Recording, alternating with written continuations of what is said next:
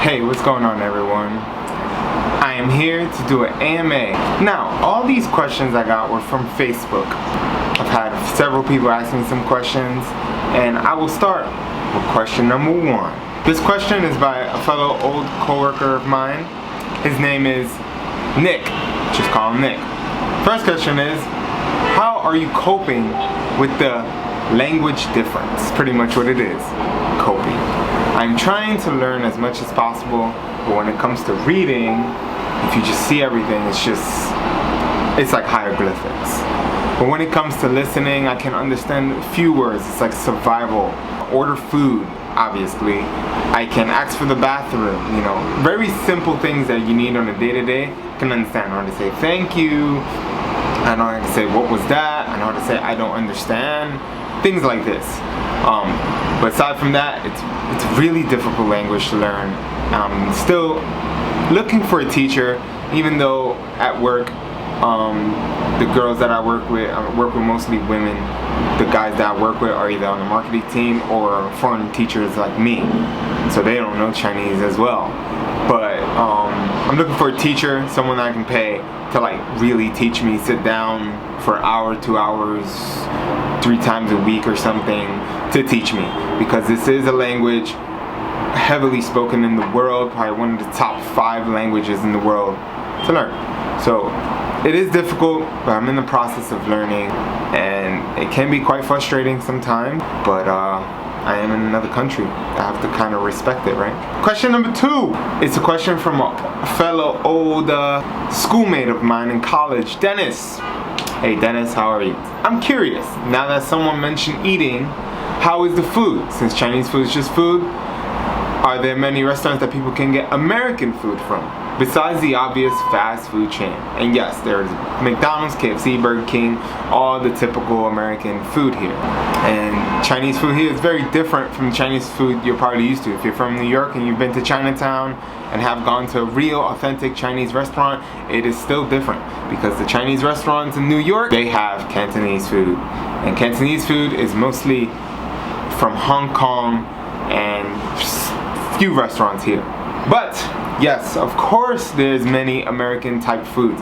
There are a lot of foreign restaurants. So a foreign person from either America or somewhere in the UK or Australia or even South Africa, they have foreign restaurants. There's about 4 or 5 that I know about, but I'm pretty sure there's many more.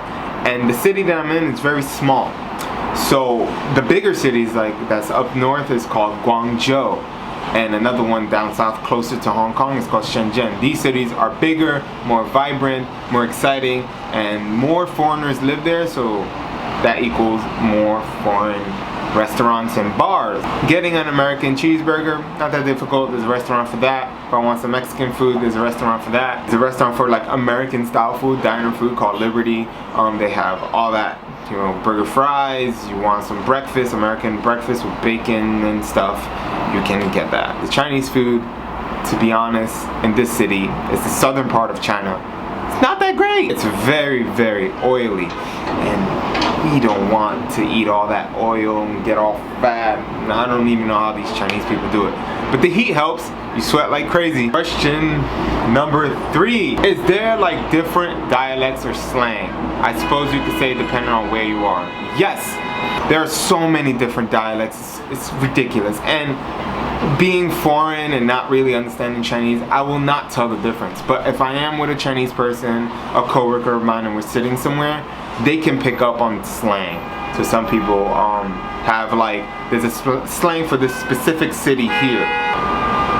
I hate China and the beeping. Really. It's almost 11 o'clock and there's still tons of traffic. It's ridiculous, man. Slang, dialects, there's so many of them. You can't even count how many dialects of Chinese there are. There's the northern part, there's the western part, where I am, the eastern part, there's the south. There's so many dialects. You got the middle people, you got the country people, you got the city people. There's so many. So yes, just like if you were to go to a Hispanic or Spanish country, kind of like different dialects, we have different slang and everything. It's the same thing. I'm pretty sure, Nick, from where you're from, it is the same. Question number 4. Silka, is China as dirty as Chinatown in New York City? Have you learned to see, this is a two-part question, have you learned to see differences in Asian people? Unfortunately, our culture rates them as all looking the same. Does that change once you're there? Yes, China is as dirty as Chinatown. Unfortunately, China is a big country. Now I'm gonna try to be as neutral as possible and not try to let my opinion interfere. Because it's, once again, all these questions will be answered from my perspective. Other people have different experiences. This is from my experience. But yes, China is pretty dirty. And when you look at a Chinese person, you can tell differences being out here. Like, you know, there's Korean people that live here, so you can be like, oh, this person's Korean. There's not really that many Japanese people, but you can, and I'm starting to tell the differences if they're from the north, if they're from the west part of China, if they're not from this specific city, Dongguan. You start telling, you know, you can see the rounder faces, the more skinnier faces, you can see the different slants in the eyes, you can even by the way they speak. So yes, there is a major difference. I'm gonna say it again, China is dirty. Question number 5. Did you get lost when you got there? Like any new place you go to, you get lost. And China is not like, if you're from New York or any of the major cities in America, most of the cities are made in grids. There's streets that go straight up and streets that go this way, right? Here in China, that is not the case. There's just streets and middle streets and alleyways that cars can for some reason go through, and this just like this, it's everywhere. It's just horrible. And then the driving out here is so bad. If you've heard Chinese people drive pretty bad, that's because they drive bad here too.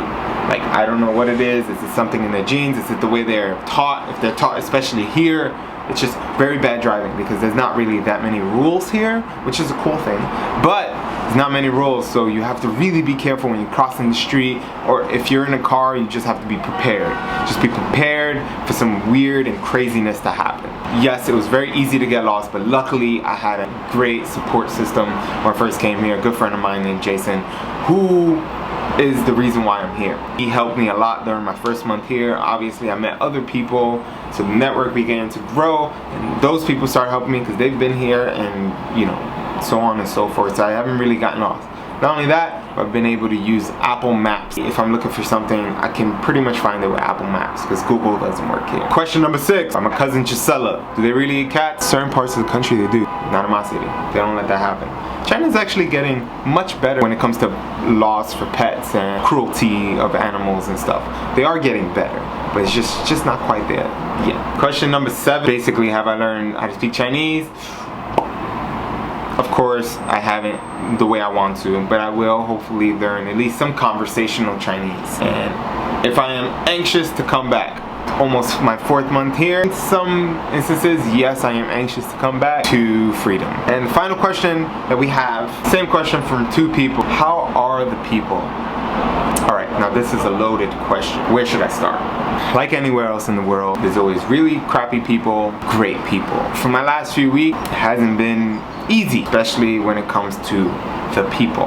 Now, this is a different culture, so obviously I see things different. My perspective, from my opinion, from the way I was raised, and the culture I was raised in. You know, you're from New York, most New Yorkers are very nice people. If you stop a New Yorker in the middle of the street and ask them for directions, they will help you as best they could. Not all the time, but most of the time. Not only that, but there's a lot of information booths. Everyone obviously speaks English, so it's very easy to communicate. But here, culture is very, very different. Like another world. You get the nice people, you get the people who will help you if they speak even some kind of English. Like for example, I was looking for cat food for I have a little kitten, and I was looking for dry cat food for her in a Chinese supermarket because I didn't have time to go to Walmart. Yes, there's Walmart here. And I tried to ask a worker there, the worker didn't understand it. Word that I said, I tried to use the translation app that I have. Translation app didn't work, there was no helping there. So I had to walk away because it was a little frustrating. And I try to look for myself. I try to ask someone else, same thing. But luckily, while I was asking this person, there's a nice lady who was walking by and listening. She stopped and speaks to me in English, and I was like, wow. And she's like, oh. Then she asks the girl that worked there in Chinese. I guess like, oh, he's asking for cat food for his cat, or whatever the case may be. I don't know what she had. But then the lady like knew. She was like, ah, and then she like pointed that way. And the lady actually helped me, and I found it super helpful. And of course I had to ask her like, oh, how's your English so good? And she's like, oh, I'm studying English in college, university.